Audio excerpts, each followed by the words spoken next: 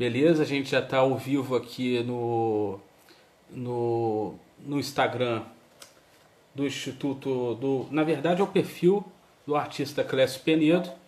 A gente está fazendo uma live pelo Instituto Clécio Penedo. Na verdade, é o perfil do artista Clécio Penedo. A gente está fazendo uma live pelo Instituto Clécio Penedo. Deixa eu só abaixar o som aqui.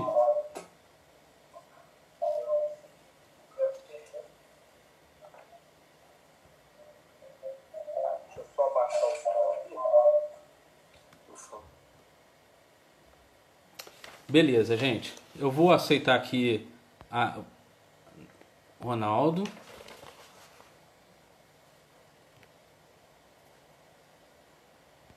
Vai entrar ao vivo. São 7 horas e 1 minuto. Aí, maravilha. Pedir para o Ronaldo para inverter a câmera. Vamos inverter. Só os primeiros preparativos. A gente já está ao vivo. Beleza, deixa eu me ajeitar aqui para a gente começar. Bem, gente, antes de eu apresentar, a gente está ao vivo no perfil do Instagram, mas a gente também está ao vivo no Facebook. Só para iniciar aqui, para dizer para vocês que esse é um ciclo de lives do Instituto Cultural, promovido pelo Instituto Cultural Clécio Penedo. Na verdade, é inspirado numa mesa redonda que nós fizemos dentro da programação que seguiu a exposição Clécio Penedo, A Tupi do Brasil, no Museu Nacional de Belas Artes. Essa exposição aconteceu de outubro do ano passado e terminou em fevereiro desse ano. Então, nós convidamos a maioria dos convidados que participaram lá daquela mesa. A mesa teve a mediação da professora, da arquiteta Andréa Wad, na oportunidade. Nós convidamos a maioria para participar de um ciclo e ampliar as discussões que nós tivemos lá. Por quê? Essas discussões a gente considerou importante porque elas vêm de discussões que foram, de reflexões que foram publicadas no catálogo da exposição. Então, todo mundo que a gente convidou para participar da mesa redonda lá na exposição, na verdade, já tinha também contribuído com textos. A única reedição foi do texto do professor André Couto, mas foi importante essa reedição, porque essa reedição vem dessa publicação, Estopia do Brasil, a presença do índio na obra do Clécio Penedo. Um dos textos foi do André, e para compor, a gente reeditou o texto e nós convidamos os nossos amigos, colaboradores, para escreverem textos novos, inéditos, para o catálogo. Então, estiveram na mesa e a gente resolveu ampliar essa discussão via internet. Nós estamos no segundo encontro. No primeiro, nós tivemos a Antonieta Penedo. A Antonieta Penedo falou sobre esposa de Clécio Penedo e hoje presidente-diretora do Instituto Cultural Clécio Penedo. Ela falou sobre o início do Instituto Clécio Penedo e também as atividades, entre elas a exposição no Museu Nacional de Belas Artes, que eu, professor Ayrton, professor que colaborei nessa oportunidade, foi minha primeira colaboração para o Instituto Cultural Clécio Penedo. Eu sou professor do Instituto Federal aqui de Volta Redonda, do campus de Volta Redonda, e pude colaborar com essa exposição. Beleza? Estamos apresentados, comentado tudo. E aí, só mais uma coisa. Se vocês quiserem se aprofundar em pesquisar, conhecer mais sobre Clécio Penedo, o site está cléciopenedo.com, www.cléciopenedo.com. Tem tudo que a gente está conversando aqui. Tem o texto do Ronaldo, tem o catálogo para baixar em PDF, tem a memória da exposição e também sobre o próprio Clécio Penedo. Ronaldo Awad Moreira é artista, pesquisador, professor do Instituto de Ciências Humanas e Letras da Unifal, graduado em Artes Plásticas, licenciatura pela FATEA, Lorena, mestre pela UF, mestre em Ciência da Arte pela UF, em Niterói, estudou semiótica persiana com Lúcia Santaella na PUC, pesquisador, né, pesquisa no doutorado do programa de pós-graduação das Belas Artes da Universidade Federal de Minas Gerais, atualmente. Tem experiência profissional voltada para as artes visuais, ensino de arte, semiótica persiana, líder do grupo de pesquisa Formatio, coordenador do grupo de estudos de semiótica persiana da Unifol, membro do grupo de pesquisa do Centro Internacional de Estudos Persianos. Ronaldo é autor de textos sobre arte, ensino de arte e semiótica persiana. É verbete também da Enciclopédia Itaú Cultural, de artes visuais, como também o Clécio Penedo. Ok? Apresentado, Ronaldo. Na verdade, muita gente já conhece o Ronaldo, mas eu acho que é interessante a gente fazer uma apresentação. E hoje a gente vai falar, vamos iniciar o nosso bate-papo e a nossa conversa aqui, falando do Estupi do Brasil, que é um conjunto de séries produzidas pelo artista Clécio Penedo. Eu só vou comentar aqui, Ronaldo, aí a gente abre para você, né, já começar a conversar. Lembrar que o Sim. Clécio tem um registro numa pesquisa de Vilma Penedo, uma pesquisa para uma pós-graduação de uma formação em Minas Gerais, inclusive.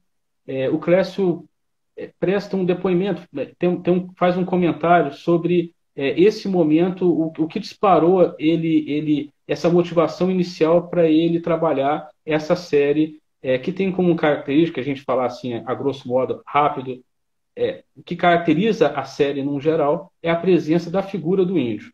Não é? É uma série extensa que vai do final da década de 70 até o início da década de 90, e uma das características, só para quem não conhece, para quem conhece, sabe que é essa imagem, ela vai lembrar, né? E aí. Confere só para mim se está no ar aí. Está no ar, está ao vivo. Marca aqui, não está aparecendo. No Instagram? Clécio Penedo. Isso. E aí, o que acontece? Estão perguntando se está no ar.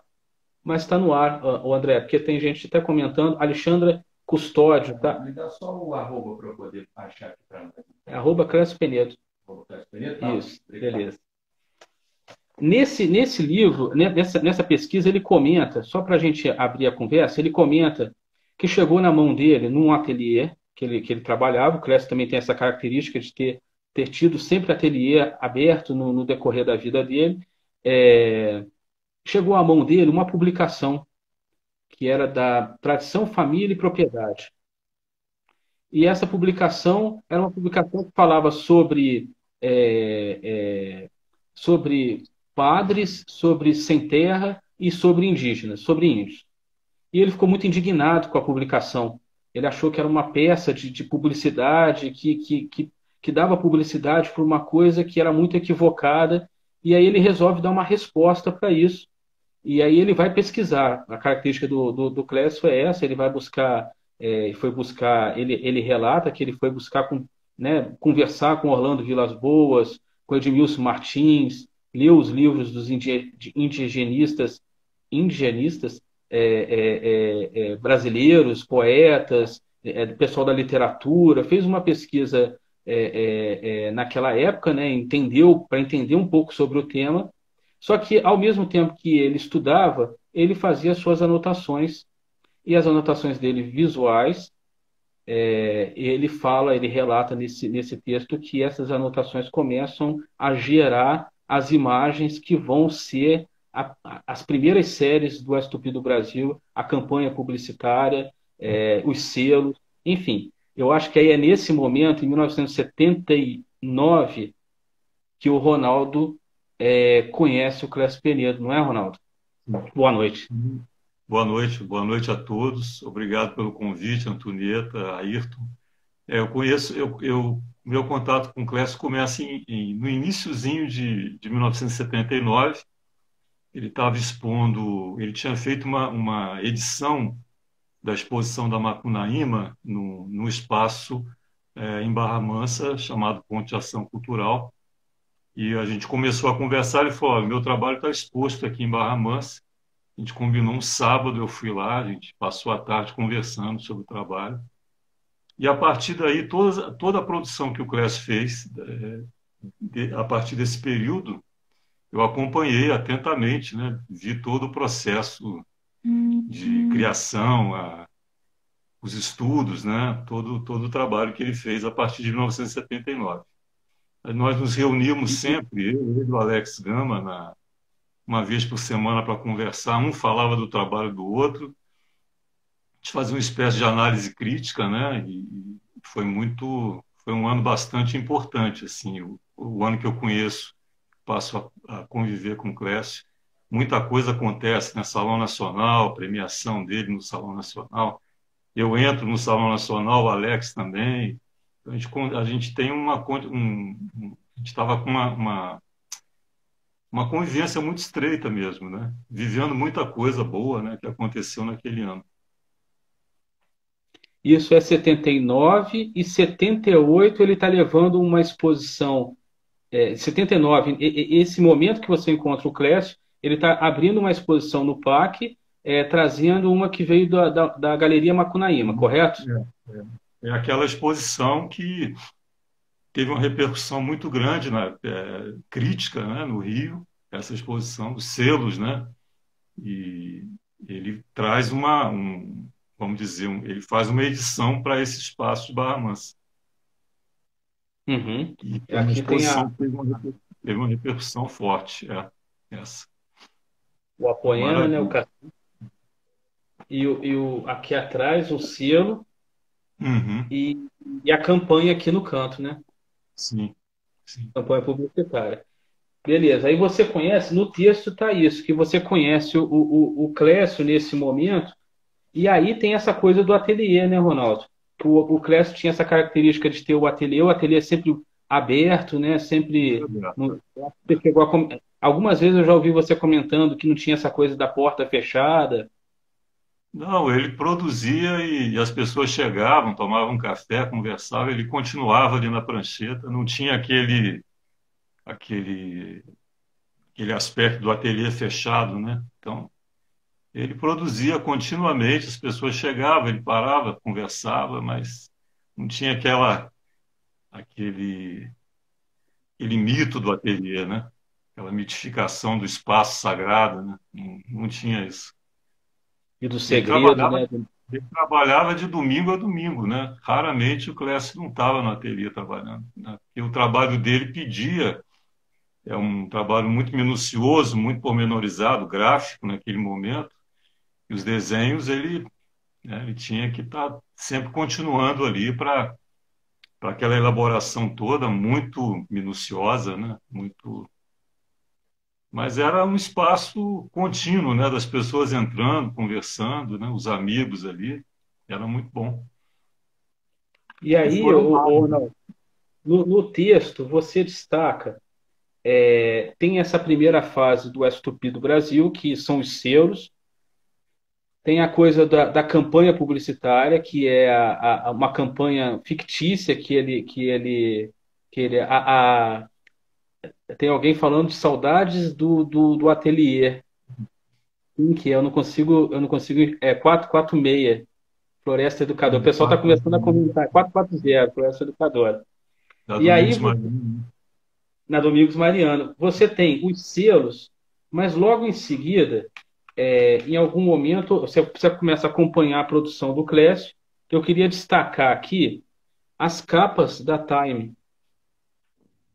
que é uma série, né? Uma das séries do S2P, que o Clécio desloca imagens, né? Aqui da figuras de índio que ele retira de revista, e traz e monta também uma capa fictícia da revista Times, dando destaque com também a coisa do jogo de palavras que ele colocava sempre, né?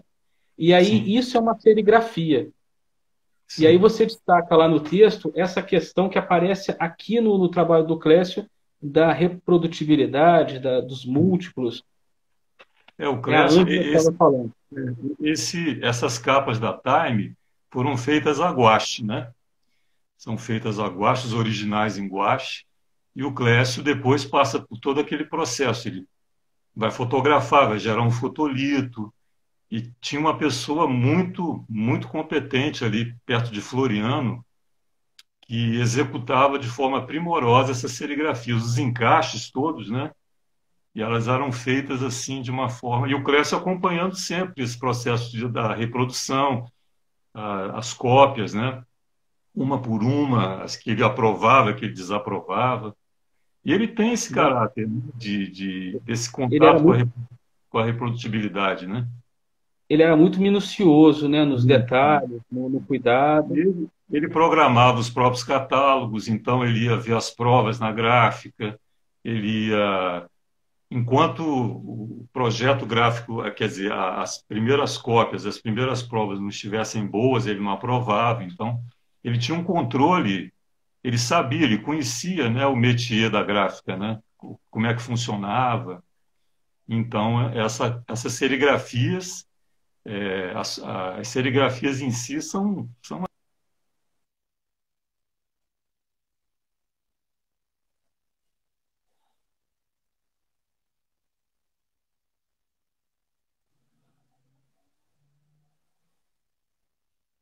Eu acho que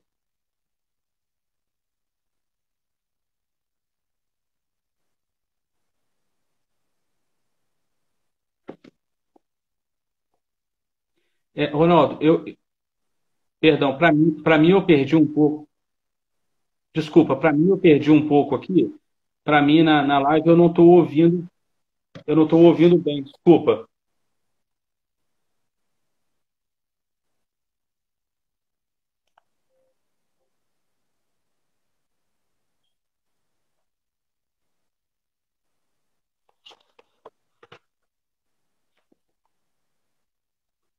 Ronaldo, desculpa. Para mim, aqui na live, que é por onde eu estou acompanhando aqui no Instagram, para mim você deu uma parada, e está parado até agora. Infelizmente, para mim, eu perdi esse momento final da tua fala. E aí eu estou só esperando um pouquinho para ver se recupera aqui. Você está recuperando a imagem aqui para mim? Só para ver se eu recupero aqui o som. Beleza? Porque para mim aqui não está. Tá travando um pouco. Isso. Eu não sei se isso está acontecendo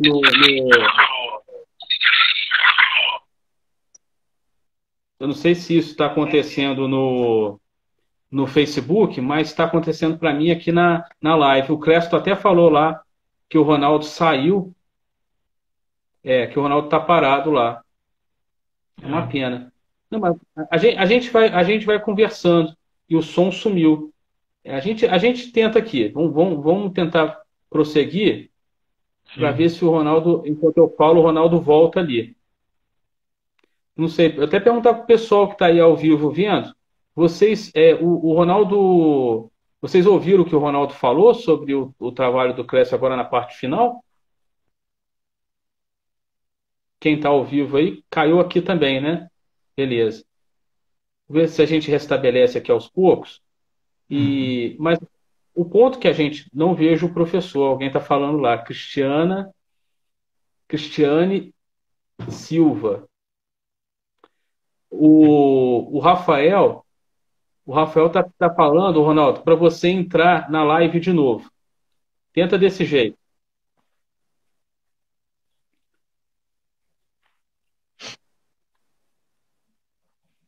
Anaís, Eles não estão Anaís me está aí vendo contigo? lá. Eu não sei o que está acontecendo. Anaís, você está aí? Tô, tá aparecendo normal Oi? pra gente. Não, é para mim e para o pessoal que está aí não conseguiu ver. É, sai e entra de novo, por gentileza, Anaís.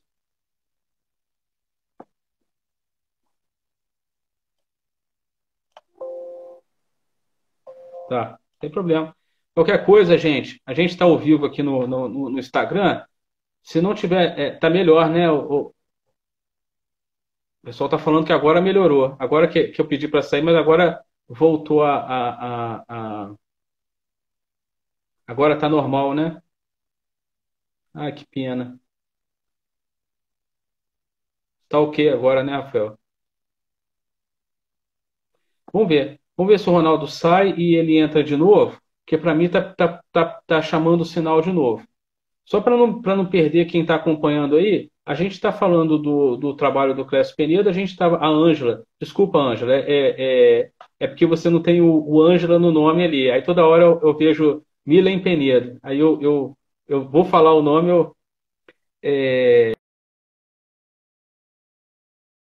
a gente continuar aqui enquanto o Ronaldo se atualiza lá, com a ajuda técnica da Anaís. Mas vocês estão me ouvindo, né? Tá tranquilo, né? Vocês estão me ouvindo. Ele saiu mesmo. Ele saiu porque ele vai voltar daqui a pouco.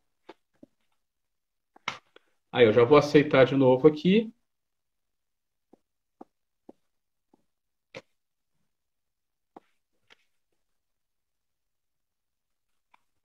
Isso.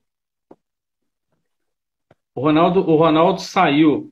O Ronaldo saiu mesmo, que eu pedi para ele sair, para ele voltar daqui a pouquinho. E aí, só para a gente não perder a conversa aqui, quando ele voltar, a gente seguir, a gente está dando destaque para a capa do Time. Eu não sei se todo mundo conhece o trabalho do Clécio, não sei se tem gente aqui que não conhece o trabalho do Clécio. A gente está falando da série As Tupi do Brasil e a gente está dando destaque para as capas do Time que o Clécio, são capas fictícias, que o Clécio criou, trazendo para a capa figuras dos índios, né, do imaginário daquela época, né, da década de 70. Então a gente tem aqui 4 capas como exemplo. E aí o que a gente queria destacar, que o Ronaldo estava comentando, é justamente o caráter de reprodução dessas imagens. Primeiro ele fazia a gouache, mas depois ele preparava esse material como para a serigrafia, para a reprodução dessas imagens. É importante que o Ronaldo fala isso, porque ele no texto que ele fez para o catálogo, ele linka isso, ele faz uma ligação disso desse caráter dessa série com o Clécio retomando isso em um outro momento, né? Vamos ver se a gente consegue lá. Ronaldo, vamos ver se o Ronaldo vem. Já solicitou. Ah, beleza. Eu que estou aqui. Deixa eu ver como.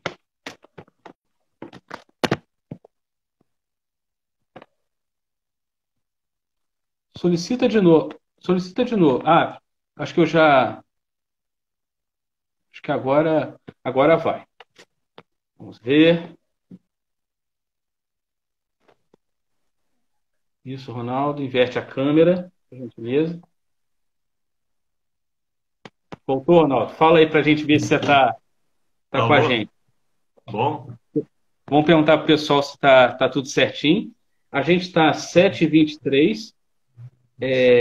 E agora, ô Ronaldo, você me desculpa, mas você acabou não ouvindo essa parte que você estava falando. A gente estava dando destaque para as capas da Time e esse caráter desse trabalho, desse momento do Clécio com a reprodução da imagem. Você disse que primeiro ele fazia a gouache e aí depois ele fazia uma reprodução à serigrafia. Por que a gente está falando isso? Porque ele retoma isso num outro momento, não é? Sim. Essa questão da reprodutibilidade, né? O Clécio, ele por ter essa questão muito forte com o desenho, né? E ele também fazia muito, ele inseria também reproduções que ele extraía de várias fontes, né? No próprio trabalho do desenho também, né? Então, desde fragmentos de raio-x até outras imagens que ele xerocava e inseria no trabalho, na composição. Então, esse universo. E também o Clécio tem uma filiação a todo aquele segmento brasileiro, vamos dizer, influenciado pela pop art, né? A partir daquela exposição Opinião 65, né? Com Gershman, com Vergara, O Clécio, quando surge, ele tem também uma discussão, embora muito, muito singular, com todo esse segmento ligado a como que o Brasil, a arte brasileira, se apropriou do universo da pop art, né? A pop chega aqui no Brasil e, ao invés de ser uma denúncia, uma coisa nihilista, um consumo pelo consumo, essa estética da pop ela entra como um processo de mensagem cifrada, né, das questões da ditadura militar, da tortura, né? Só que o Clécio ele retoma esse viés da pop art, como as capas da Time, que são ele acaba se apropriando, né, de imagens da vida ordinária, né, de bancas de revista, mas dentro de uma singularidade, né? Praticamente ele nos anos 70, ali em meados dos anos 70, ele continua desdobrando esse diálogo com a cultura pop, mas de uma forma muito singular, né? Como aconteceu com os antecedentes dele também, né? Com os contemporâneos dele também, né? O Clécio, quando surge, ele toma isso, essa estética, né? Muito próxima das pessoas, para trabalhar esses conteúdos da metáfora do índio, né? Da denúncia, né? Naquele momento em que as coisas não estavam bem, né? Como hoje. Verdade. E você faz essa. Eu acho que no texto tem duas coisas muito interessantes que você consegue trazer para a gente, que é essa relação do Clécio com o fazer, como que ele escolhia com que ele ia produzir, né, as imagens, como ele ia compor, como que ele ia organizar isso dentro de um plano, que materiais que viriam para o plano, como que ele que se dava isso. Isso acontece, você usa até um termo, a sincronia, né? Que as coisas no percurso do Clécio não se superavam, não era não é uma questão que ele estava se superando. Na verdade, ele voltava e buscava a coisa da mancha, por exemplo, a coisa gráfica, de acordo com o tema que ele estava desenvolvendo. Ou o tema, às Sim. vezes, também ficava mais legível ou menos legível, né? A imagem, a figura, conforme a intenção, o que ele queria propor naquele trabalho.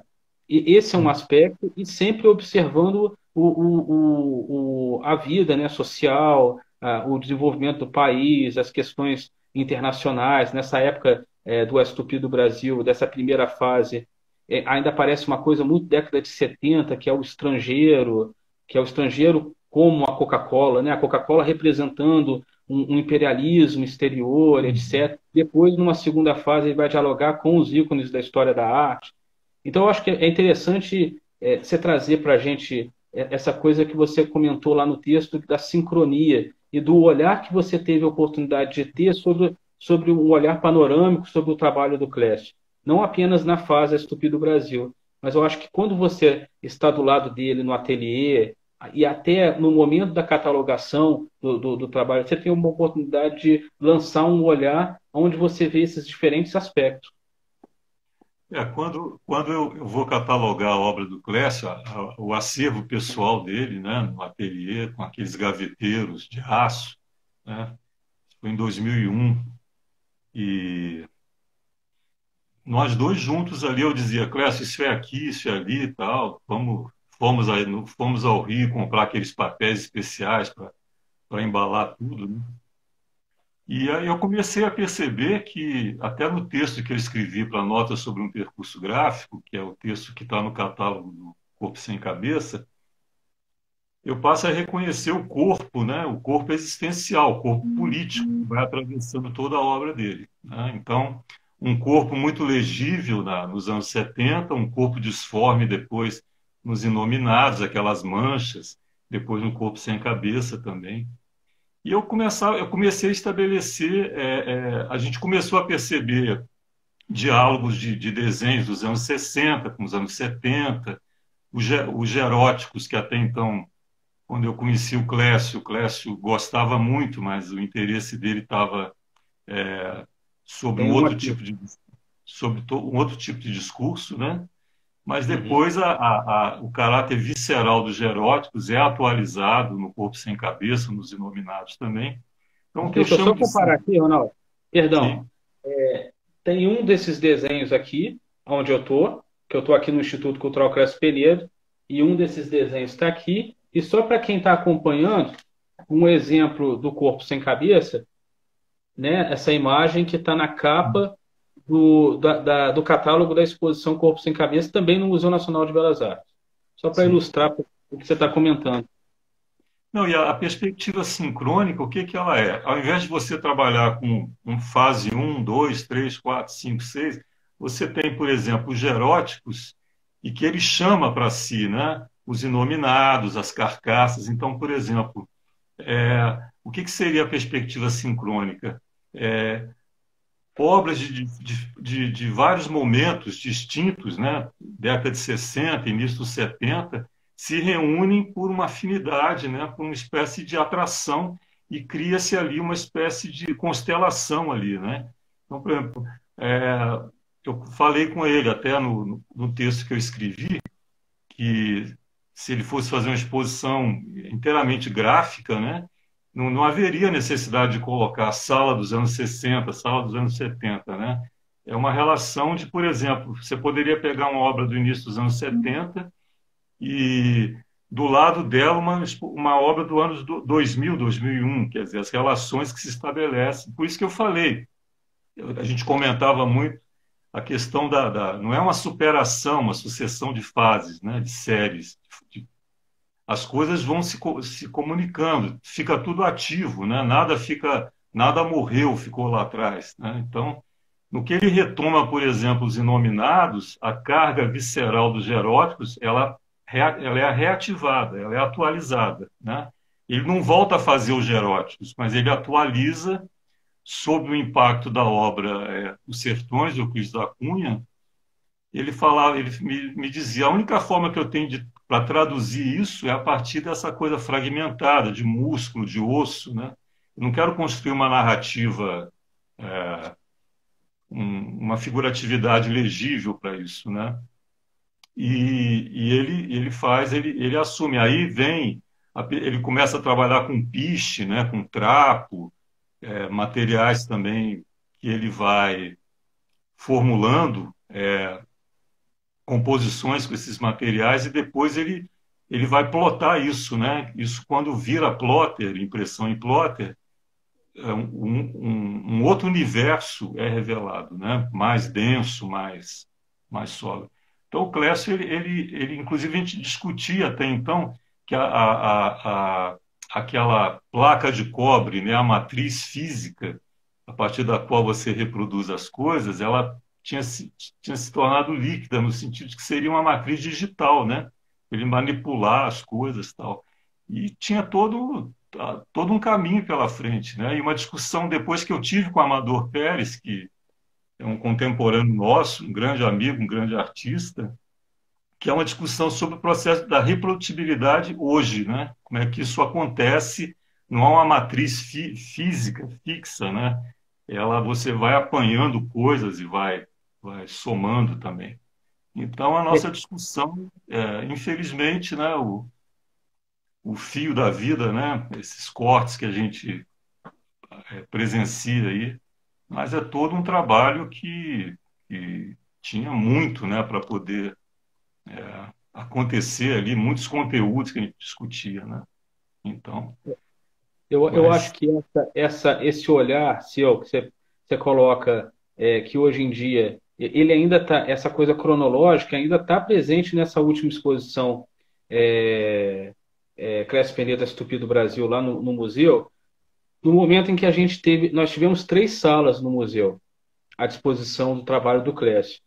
E até, né, assim, a gente tinha uma que dava uma ideia para quem não conhecia, como a gente estava no Rio de Janeiro, e a gente também estava deslocado em relação ao tempo, né, a gente está em um outro momento, a gente também pensou muito na oportunidade de pessoas que não conheciam o trabalho do Clécio conhecer. Então era importante ter uma primeira sala que tivesse ali todo o trabalho do Clécio, o percurso dele, exemplares do percurso dele à disposição, porque aí sim você poderia fazer essa relação que você fala com as séries do Tupi do Brasil. Porque como o sim, Estúpido do Brasil é um conjunto de série que pega da década de 70 até a década de 90, ele passa por um que seria, assim, cronologicamente pensando, umas três grandes fases do Clécio, né? Um primeiro contato com Ivan Serpa, que eu acho que aí uhum, dá um impacto no Clécio, a pesquisa que o Clécio sempre fazia, ela reflete na hora da composição. E aí você tem muito ali estudos, muita experimentação, tanto que isso reflete no nome das séries, anotação da janela, é uma coisa muito do rascunho, da anotação. Enfim, sim, você tem uma fase da década de 80 que ele olha muito para a história, e no final da década década de 90 e agora nos anos 2000, uma coisa gráfica que vai subindo, né? Vai tomando conta ali. E aí você conseguia fazer nessa exposição a relação entre esse percurso todo da vida dele com essas modificações. O que que isso é levado para o Estúpido do Brasil? Talvez o uhum, Estúpido do Brasil seja o conjunto em que você possa ver o impacto dessas mudanças do Clécio, né? Dessas formas dele trabalhar, também refletem no Estúpido Brasil. O Estúpido Brasil ele é bem dinâmico nesse sentido, né? Ele como ele é muito grande, né, você consegue ver todas essas características que o Clécio tem no decorrer do trabalho dele. E é muito interessante essa coisa que você falou da constelação, a Ana Letícia falou que adora essa imagem, a ideia também de rede, né, de sim, você sim. de não ter um É, centro, né, você ter não, relações. quando você vai ver a obra toda, né, você vê os arcos de ligação, né, entre uma fase e outra, entre um trabalho e outro. Então, inclusive, o texto que eu escrevi, que está no Corpo Sem Cabeça, é um roteiro, né, para uma montagem de uma exposição eminentemente gráfica, né? É o desenho ali que vai ser apresentado, né? E É, essa questão que você falou do Ivan Serpa, né? O Clécio, com o Ivan, ele herda o rigor, né? O rigor da produção, né? Trabalhar muito, né? Muito, muito. O trabalho não está resolvido, você continua avançando, né? E como eu fui orientado por ele no início ali, né?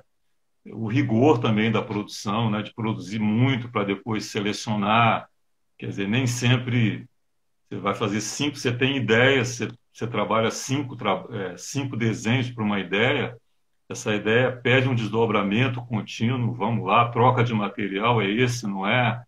O Clécio nunca me ensinou, por exemplo, a pegar no lápis, a fazer nenhum processo técnico. Ele falou, olha, isso parece que é mais sóbrio. Eu ia para casa, produzia, a gente se encontrava. Então, eu nunca tive nenhuma aula de desenho, de composição, de cor. Ele falava, parece que essa composição parece que está. Vamos tentar abrir mais um, um formato maior, né? Dimensões maiores, mas nunca houve também.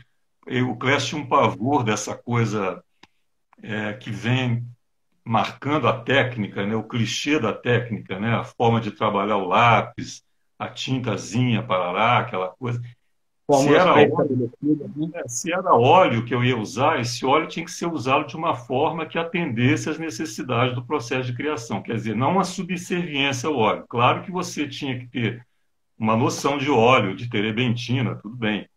Mas o óleo não entraria como um componente, entendeu? Marcado por um processo das belas artes. Então, havia sempre uma reinvenção da forma como você utilizava os materiais. Eu acredito que isso tenha sido muito marcadamente, aconte- aconteceu muito isso nele a partir do contato com Ivan Serpa, né? É óleo, mas não é esse óleo, é grafite, mas não é esse grafite, né? Então, é sair de uma zona clichêsada, né? Essa coisa toda, e desviar. É a poética do desvio o tempo todo, né? E arriscar o tempo todo, né? É isso, é aquilo, essa ideia é vídeo, essa ideia é gesso, essa ideia é grafite, isso é carvão, é a mesma coisa quando eu fiz os trabalhos baseado no Romanceiro da Inconfidência, que eram uns bonecos imensos de papelão, que depois até eles apodreceram, que eu expus no Museu de Resende, e ele falava, vai a isso, não é desenho, não. O desenho está fraco. Vamos.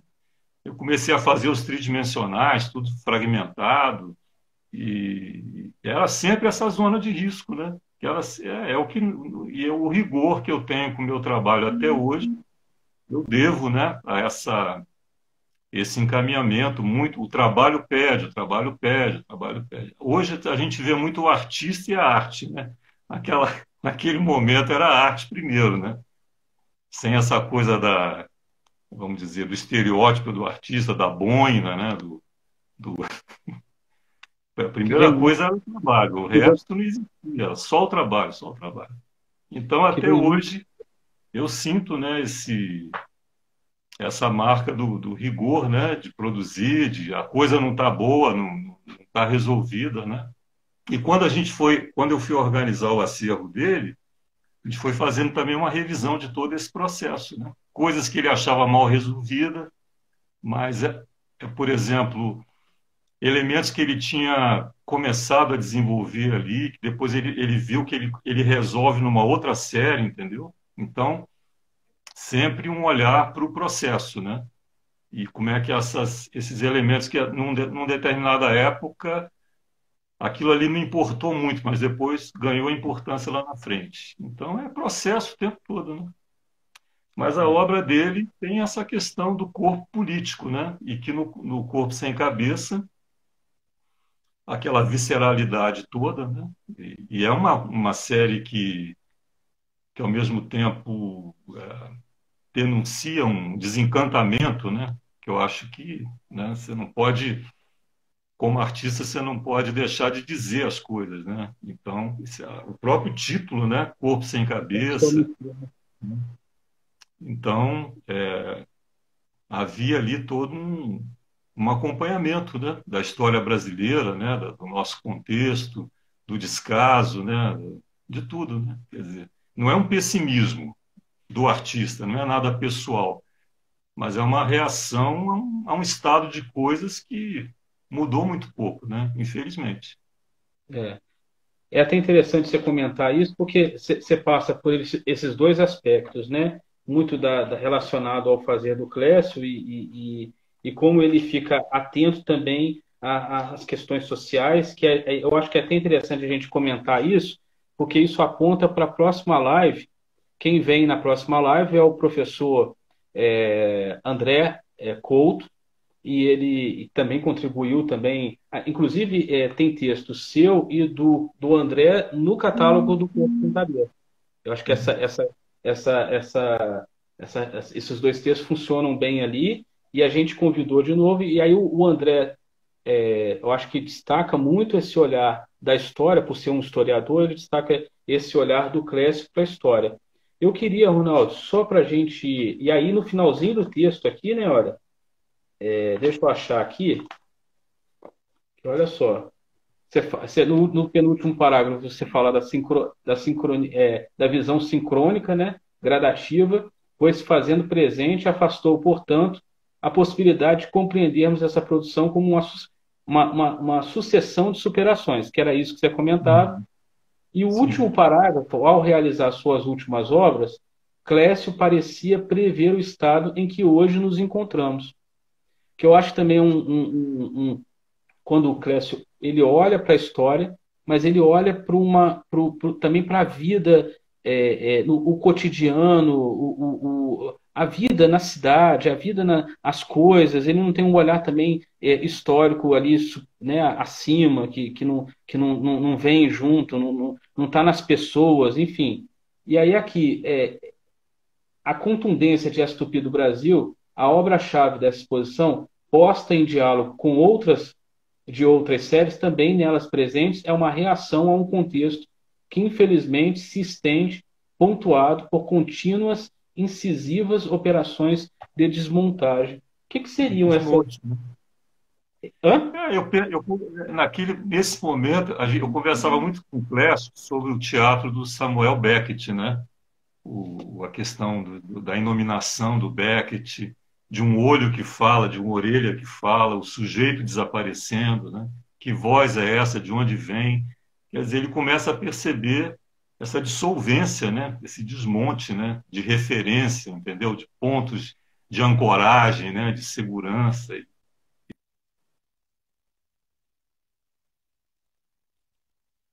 Deixa eu aproveitar. O Ronaldo acho que parou lá de novo. Vamos ver se ele volta. Ele está falando lá, mas eu não sei se ele está falando para todo mundo.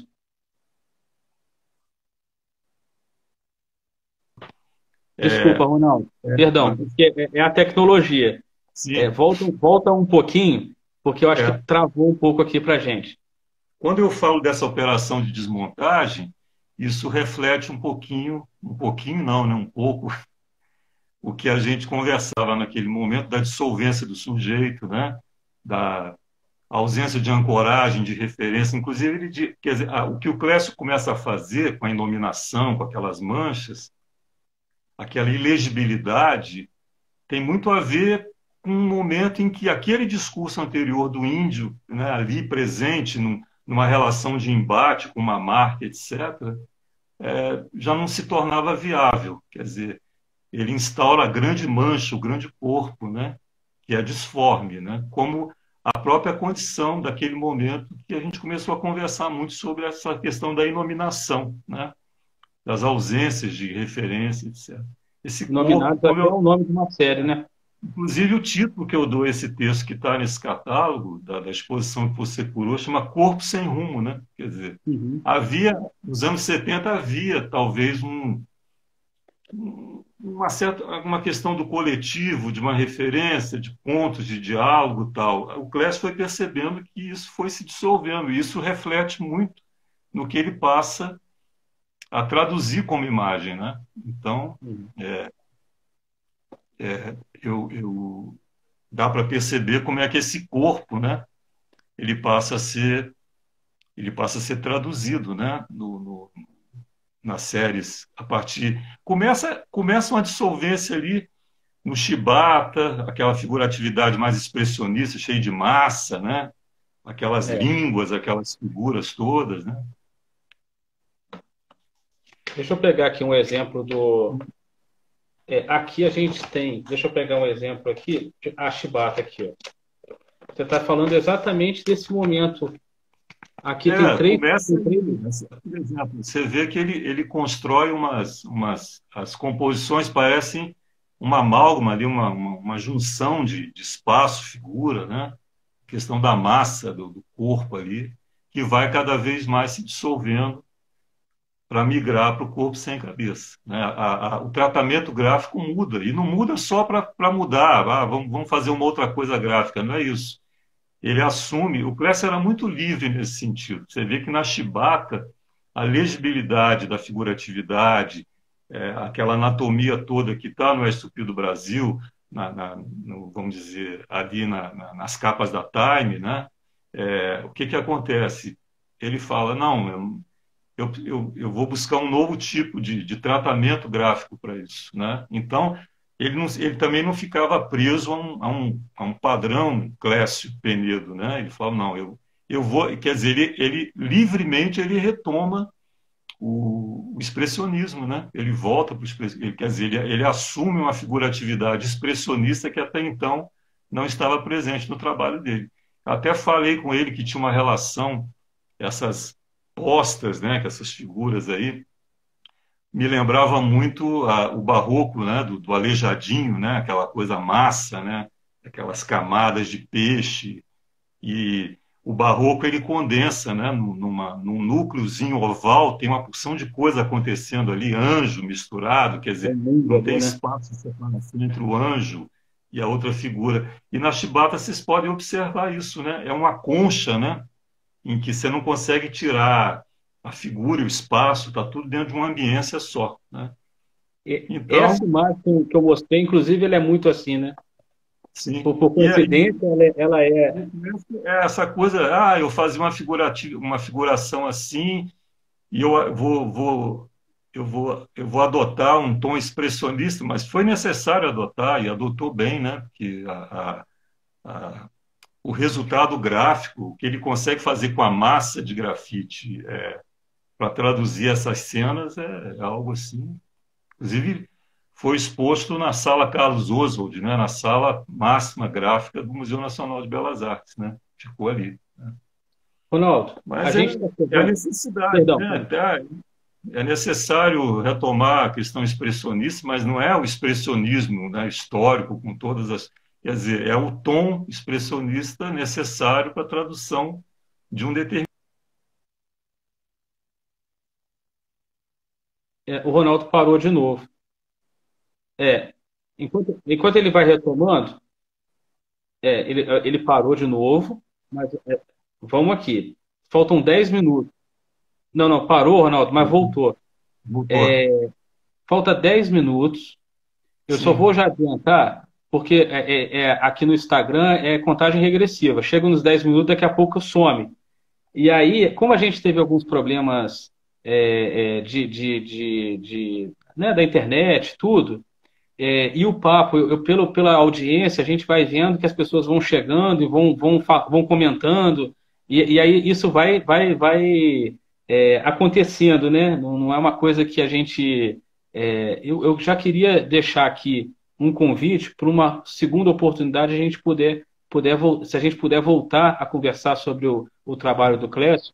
Esse é um ciclo que semana que vem vai ter o André, na outra vai ter o Ivan Douro, que é um professor, um colega meu do Instituto, que lança um olhar muito sobre os índios na década de 70, que eu achei que é importante para a gente entender o que era aquilo que o Clécio, que cenário era aquele que o Clécio olhava na década de 70. A gente ainda tem a Ana Letícia Penedo, que traz uma imagem muito uma fotografia, atualiza o S2P, e por fim tem o Rafael Cruz falando sobre o espetáculo Nasce uma Cidade, junto com o coletivo Sala Preta, que é a programação da exposição, né? A gente falando um pouco do universo do S2P do Brasil. E aí, eu já convido vocês, esse é um ciclo que vai se findar lá com a conversa com o Rafael, mas a gente no Instituto pretende manter as conversas. Então, eu já queria deixar o convite, Ronaldo, em público, se a gente tivesse a oportunidade de retomar em algum momento a conversa. Só queria falar um pouquinho também aqui, a Ana Letícia está aqui falando com a gente, falando para não parar. O Fernando Vitorino está comentando aqui que ele era estudioso, curioso, exigente. Também a Lúcia Vila Seca está aqui. Meu pai era assim, a Lúcia, muito observador, grande executor, orgulho, a família aqui. A Jucenira, arte educadora, professora de artes, formada no curso que o Ronaldo coordenou aqui no UBM em Barra Mansa. Muitas pessoas aqui presentes, aqui, o Cleston, deixa eu ver, eu perdi aqui a sequência. A gente tem uns minutos finais, agradecer a presença de todo mundo que está aqui na live com a gente. Semana que vem a gente está no mesmo horário, no mesmo dia com o André Couto, falando sobre um texto que ele escreveu para o catálogo. E aí eu vou dar essa oportunidade para você, Ronaldo, as suas palavras finais para o público e sobre a obra do Clécio, as suas palavras finais para a nossa live. Só esperar um minutinho, que eu acho que travou de novo, infelizmente. Tem gente entrando em contato com a gente aqui, falando de restauro. Entra em contato com a página, sem problema nenhum. Ronaldo, palavra tua.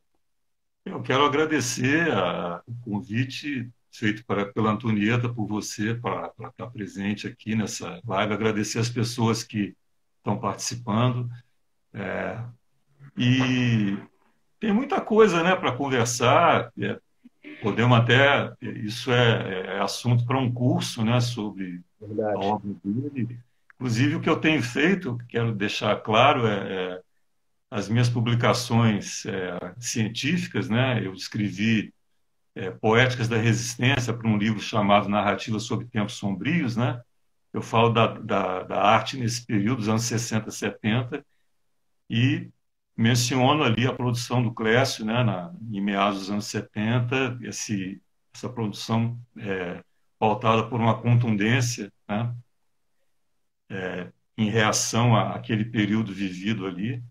Então, eu tenho sempre pautado o Clécio nesse viés também da zona científica, né? Porque é uma forma também desses textos, quando circulam, né? a presença da obra dele fica ali marcada, né? E eu, fazendo isso, eu me sinto. Ah, infelizmente parou de novo. Deixa, se o Ronaldo voltar, a gente está nos minutos finais. Se o Ronaldo voltar, Ronaldo, só um minutinho que você está travando. Espera aí. Voltou. Agora tenta falar. Forma também, o Instituto ele pode pautar essas questões de curadores visitantes que podem traduzir uma reunião da obra do Clécio, um viés mais acadêmico, mais científico, um viés de uma conversa. É uma obra que abre, né, para várias. Ela aponta, né, uma série de contextos de discussão. Né? Então, isso é importante que se faça. Né? E que Ronaldo, esse estude, né? uhum. Sim. O pessoal está comentando aqui que seria maravilhoso um curso online. Eu também vi a Giane aqui, que hoje trabalha no Centro Cultural da Fundação CSN, onde eu trabalhei já, na Galeria de Artes da Fundação CSN. Eu acho legal a gente circular junto com a exposição, e a gente tinha a ideia de promover duas exposições esse ano. Infelizmente, essa coisa da pandemia mudou o plano de todo mundo. Mas a ideia era a gente estar no Sesc de Barra Mansa e na Fundação CSN, esse ano ou ano que vem, ou as duas esse ano, e aí continuar convidando, como a gente fez no Estúpido Brasil, os colaboradores de sempre da obra do Clécio Penedo, dos observadores, as pessoas que refletem sobre, como o Ronaldo falou, uma reflexão científica no meio acadêmico. E então é interessante aí, para quem está acompanhando, as pessoas que gostam do Ronaldo, do professor que formou no curso da UBM, a gente retomar isso aí, uma provocação que eu me dou o direito de fazer aqui, de retomar isso para a nossa região, que é muito interessante a gente trazer essas reflexões para a nossa região, até eu estou falando como professor de arte, como que é fundamental essas reflexões até para a nossa própria prática. Eu me lembro que a palestra que eu fiz por ocasião da Chibata na CSN, o viés dela, semiótico, né? Eu falava de uma obra, a relação dessa obra com a obra do Barroco Mineiro, quer dizer, foi uma palestra que eu dei, e até hoje eu penso nessa palestra como uma estrutura para um curso, né? Porque ali eu dizia de uma imagem, ela aparecia do lado da outra, e isso cria uma clareza nas relações, né? Entre um signo e outro, uma imagem e outra. Então, eu tenho a memória dessa palestra como uma espécie de roteiro, né, para um curso que pode ser aberto para todas as pessoas, né? Ele tem esse caráter bem legível, né? Não é uma coisa hermética, fechada. Né? Ronaldo, eu estou com medo aqui porque está chegando o tempo. Tá E com certo. com a Antonieta, quando ela estava falando, ainda bem que ela deu o recado completo. Quando ela termina o recado dela, acaba a live na outra. Não deixar de agradecer muito, Ronaldo. Agradecer a Eu sua agradeço. presença aqui, o Instituto, a Antonieta, a Fernando, a Ana Letícia, todo mundo agradece muito a sua participação aqui. É muito bacana mesmo a gente ter você com a gente em diálogo. Eu agradeço, eu que agradeço. Fico muito feliz em poder colaborar, participar. Estamos aí sempre. Beleza. Gente, Bom, boa noite. Obrigadão mais uma vez a todo mundo que participou. Obrigado ao Ronaldo. A gente vai retomar. As lives é para isso mesmo, para a gente se reencontrar. É uma ideia muito bacana aí com esse período de pandemia. Isso está né, acontecendo, né, mais ainda. E aí vocês saibam que a gente vai voltar semana que vem para mais um bate-papo, para mais uma conversa. Muito obrigado por todo mundo. Obrigado, Ronaldo. Um abração aí, se cuida. obrigado.